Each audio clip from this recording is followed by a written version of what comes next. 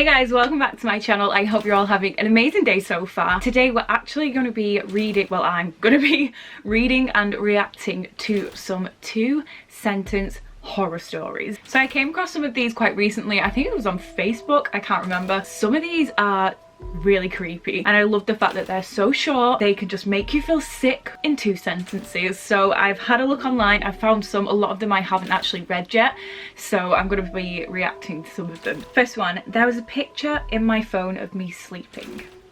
I live alone. Nope. Imagine just looking through your phone and seeing that. You wouldn't know what to think, because if it was supernatural, that's got to be one powerful spirit to be able to hold a phone up and take a picture of you. So to me, that's more an intruder in your house getting hold of your phone and taking a picture of you and watching you while you sleep. That is terrifying. After this, I am going through my phone pictures. The next one: you hear your mum calling you into the kitchen. As you are heading down the stairs, you hear a whisper from the closet saying, "Don't go down there, honey, I heard it too." First of all, I'd be like, "Mum, what are you doing in the cupboard?" Oh, you wouldn't know how to react, because which one's your mum? Is it the one in the cupboard telling you not to go down there, or is it the one downstairs telling you to go there? No, thank you. So, working the night shift alone tonight, there is a face in the cellar staring at the security camera.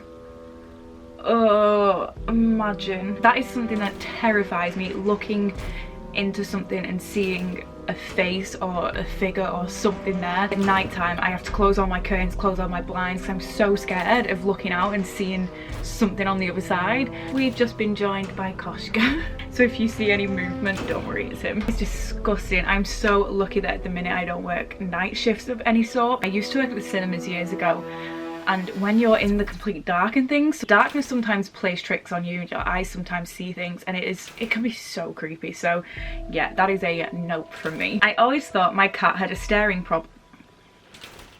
Okay, here we go. So yes, I have cats, and if you follow me on TikTok, you will have seen what I'm about to mention, but here anyway. I always thought my cat had a staring problem. She always seemed fixated on my face, until one day when I realised that she was always looking just behind me. If you've got pets, you will know that this is a scary thing. They sometimes will be looking at you, and then out of nowhere they just go, and you're like, what the f are you looking at? Obviously they could be looking at a bug, they could be looking at anything, but they are sometimes known to sense and see spirits and things. So I uploaded some videos of Koshka playing on the stairs the other day, and I didn't notice this at the time because it was early in the morning, but after rewatching them I noticed he reacts to a lot of things. He looks behind me a lot of the time. There is noises in the video, and you creep me out, boy. Yes you do. So I'm just going to read one more from the Bored Panda website. You get home tired after a long day's work and you're ready for a relaxing night alone. You reach for the light switch, but another hand is already there. I can't even imagine what would go through your brain in a situation like that. Oh no, that's disgusting. That's disgusting. If you want to read the rest of these, I will leave the website I've just been reading them from and the article linked down below. So feel free to head on over there, give it a read and support the person who wrote them or the person who wrote the article. I told the genie that for my third and final wish, I wanted my family to be happy, and I started fading.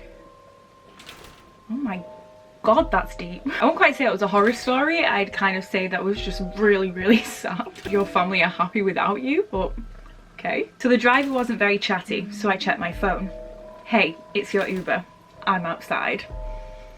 Oh, I've seen a few different variations of this. It happens a lot. It happens a lot in real life where people get into a car thinking it's their Uber or their taxi, and it's not. It's a stranger or someone who has bad intentions, and that terrifies me. And I always think if I'm ever getting into public transport of that sort, I want a getaway plan as soon as possible. Even if that person is your Uber driver, you want to know how you can get away from that situation safely, because all it takes is for them to pull over somewhere and you don't know what stunts they're going to pull. So that's quite scary, because it's like that happens, and it's very easy to happen. Make sure you check in whose cars you're getting into. Oh, I've just pre-read this one, and I have read it the other day, and this one made me feel so uneasy. I told her there was no monster in her closet as I picked her up and told her she could sleep with us tonight.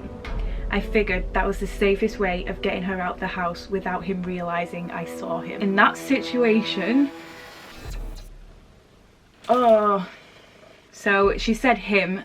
Well, the story says him, so that could potentially just be a person, and that person clearly isn't there for a good reason if they're in your daughter's closet, but that could also be like, I don't know, something supernatural, and that is terrifying.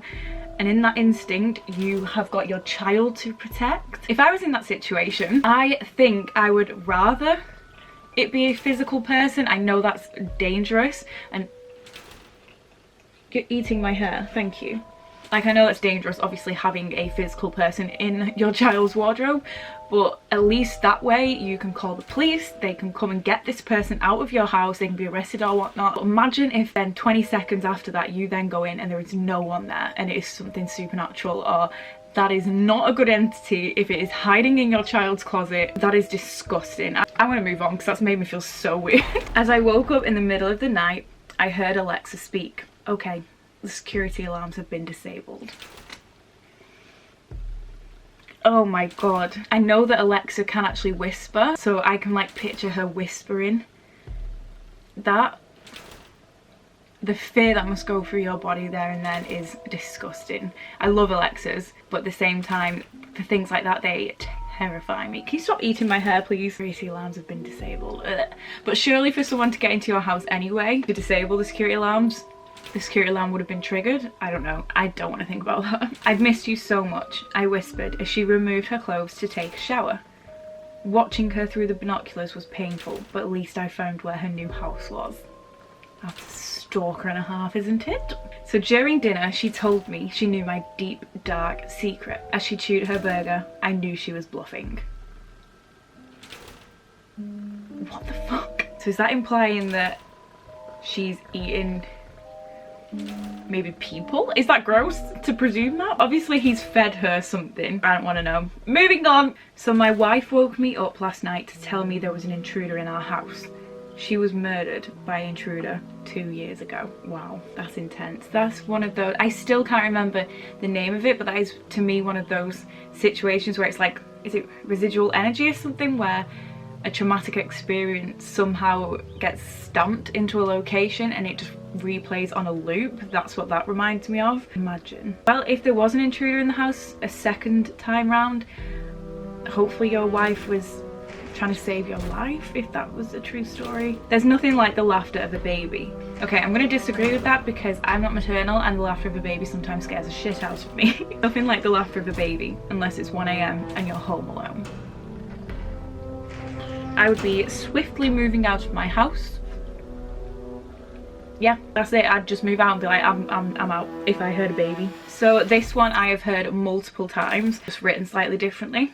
So I begin tucking him into bed and he tells me, "Daddy, check for monsters under my bed." Why are kids so scary? I look underneath for his amusement and see him, another him, under the bed, staring back at me, quivering and whispering, "Daddy, there's somebody in my bed." I'll be throwing both children out the window just to be safe. Nope. Oh, the fear you must feel. So a lot of these are children related. I think anything that's got children in it, I'm probably going to be scared of. She went upstairs to check on her sleeping toddler. The window was open and the bed was empty. That is no situation that any mother, father, parent, anyone deserves. For your child to be abducted from their own bed while you are home, no. Hell no. Well, I'm not saying that's what happened, but if the window's open, so I'm actually going to leave that there for today. I hope you enjoyed some of these stories. If you have your own 2-sentence horror story, please feel free to leave them down below. I would love to read them. These are so interesting to me because they're so short, but they can grab your attention and make you feel so scared in such a short amount of words. So I find these so fun to read, even though they freak me out. Just want to say a thank you to the people who have actually posted these online for me to read. Obviously they didn't post them for me to read, but I have linked all their websites down below and all the links, so if you want to give them a read and support these creators, feel free to do that. Thank you so much for watching. Please give it a massive thumbs up, leave me a comment down below and subscribe if you are not. I'll leave all my social media link down below as well, so feel free to head on over there and check me out, but I'll see you in my next one.